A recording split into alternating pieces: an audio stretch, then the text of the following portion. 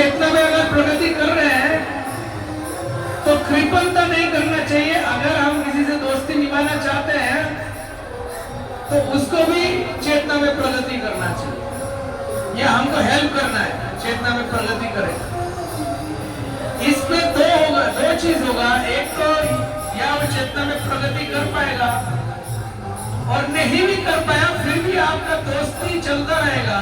ऐसे मेरे बहुत सारे दोस्त हैं, ऐसा नहीं कि मतलब जितने स्कूल के दोस्त और बाकी हाँ सब भक्त बन गए, ऐसा नहीं है। लेकिन क्योंकि हमने कम्युनिकेट किया या उनको प्रोत्साहन दिया कि आप भी अपना चेतना को आगे बढ़ाइए, तो हमारे फ्रेंडशिप छूटे नहीं है। जबकि वो जानता है कि हम 10 चीज नहीं करेंगे तो 10 चीज के लिए हमको फोन नहीं करता है। हाँ, लेकिन जब भी समझ लीजिए हमारे कुछ दोस्त बाहर भी रहते हैं विदेशों में, तो लोग जब आते हैं तो फिर हमको पूछते हैं कि इस दिन तुम अवेलेबल है, सब लोग मिलते हैं फिर, ठीक है ना। और मिलके फिर मतलब ये तो जैसे जैसे आगे बढ़ रहा है दोस्ती में, हम देख रहे हैं कि यही भगवान का चमत्कार है, ये भगवान का हरिनाम का प्रभाव है। जबकि हम एक्सपेक्ट ही नहीं करते, लेकिन देखते हैं कि वैसा माहौल में जाके हम एक्सपेक्ट करते हैं कि वो लोग भौतिक वाली कुछ बातों में डिस्कस करेंगे। हम देखते हैं क्योंकि हमारा प्रेजेंस वहाँ पे उनको अच्छा लग रहा है, तो वो उल्टा मतलब जिसको भगवान भगवत गीता में बोलते हैं कि जिज्ञासु टाइप प्रश्न करते हैं। जैसे एक बार लास्ट ईयर एक मेरा दोस्त टेक्सास में रहते, वो आया था, तो बोल रहा था कि एक बार वो गया था इस्कॉन मंदिर, तो कुछ समझ में आया, कुछ समझ में नहीं आया। तो जैसे हम लोग ऐसे प्रणाम क्यों करते हैं? हाँ, क्योंकि ये कल्चर आपको दूसरे जगह में नहीं मिलेगा, जहाँ पे बामांगी बाएं साइड में रख के, तो भगवान का शरीर का बायां अंश है श्रीमती राधा रानी, और हम लोग श्रीमती राधा रानी के अनुगामी हैं, गौरांग महाप्रभु के अनुगामी हैं। और क्योंकि हम महाप्रभु के अनुगामी हैं, श्रीमती राधा रानी के अनुगामी हैं, इसलिए बाएं तरफ। तो जब मैंने एक्सप्लेन किया इट वाज साइंटिफिक, क्योंकि वो साइंस मतलब तो साइंटिफिक एक उत्तर ढूंढ रहे थे। फिर मैंने उनको बोला कि अगर तुमको और साइंस में रुचि है तो ये बुक, साइंस बुक तुम देख सकता है। शास्त्र में भी बहुत सारा साइंस बुक है, हाँ, साइंटिफिक बुक, ईशोपनिषद, हाँ, फिर आपका उपदेशामृत, ये सब साइंस का बुक है शास्त्र में। तो इसमें देख रहे हैं कि चेतना में वृद्धि जरूरी है दोस्ती बनाए रखने। दोस्ती बनाए रखने के लिए भी चेतना में वृद्धि जरूरी है। हाँ, और दोस्ती है कितना ये तब पता चलेगा जब आप फोन करेंगे। जैसे कोई भी डिवोटी को, कोई भी भक्त को, हाँ, आप फोन करिएगा रात को 12 बजे, ठीक है, तो मैं मोटा मोटी 100% आपको गारंटी से बता सकता हूँ कि वो आपको फोन उठा लेगा। हाँ, क्योंकि वो जानते हैं कोई डिफिकल्टी में आप है, अब भले ही उसका सोल्यूशन नहीं है, भले ही उसका सोल्यूशन उनके पास नहीं है, लेकिन आपका फोन उठा लेंगे। हाँ, लेकिन आप कोई ऐसा व्यक्ति को फोन करेंगे, ठीक है, तो बोलेगा 12 बजे फोन कर रहा है, कुछ चाहिए होगा, हम तो इस 12 बजे कुछ हेल्प नहीं कर पाएंगे, तो फोन ही नहीं उठाएगा, फोन ही नहीं उठाएगा। पर एक भक्त जो आप कलकत्ता में है, वो भक्त समझ लीजिए बाहर कहीं काम से गया है, कोई सेवा में गया है, कलकत्ता में नहीं है, लेकिन आप 12 बजे भी फोन करेंगे तो फोन जरूर उठा लेगा और बोलेगा कि क्या बात है बताइए, और फिर बोलेगा प्रभु जी मैं तो बाहर हूँ। ऐसा नहीं कभी होगा जब आपका फोन नहीं उठाएगा।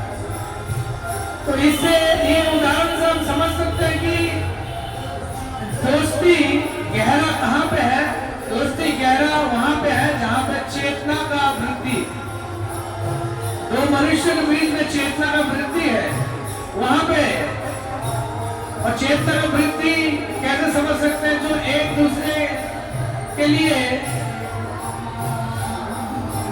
कुछ गलती है उसको भी माफ कर सकते हैं। एक दूसरे के लिए कुछ करते हैं, ठीक है, वो भी ठीक है, लेकिन जो एक दूसरे के कुछ भी गलती हुआ, एक दूसरे के प्रति कोई भी भूल चूक हुआ, उसको भी नजरअंदाज कर सकते हैं। और ये फिर इस पॉइंट आता है कि फिर चेतना को बढ़ोतरी कैसे करें?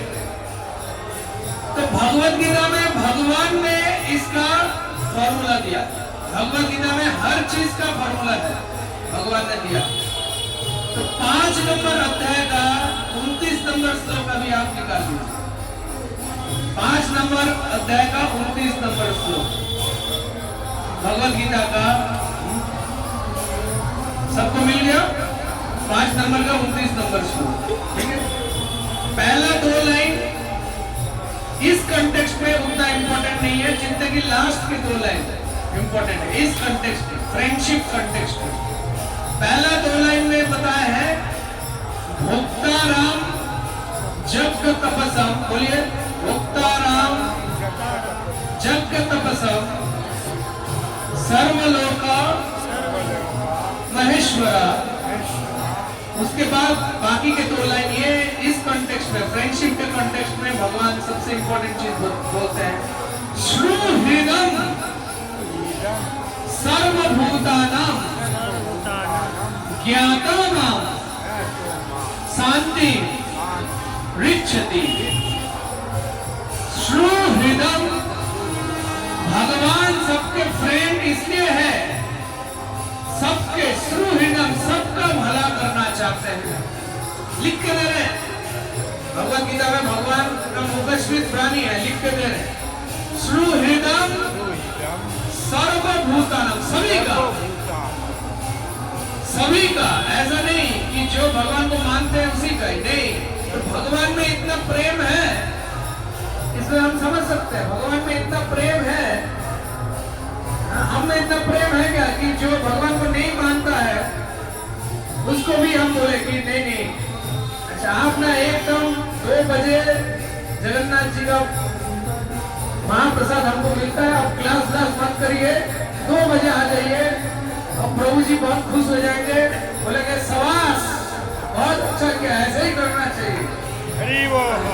तो इतना प्रेम तो है नहीं हम लोग में, लेकिन भगवान बोले, भगवान कृष्ण में इतना प्रेम है, श्रुहृदम सर्वभूतानां, सभी जीवों का हित मन से चाहते हैं, उनको फ्रेंडशिप निभाना चाहते हैं।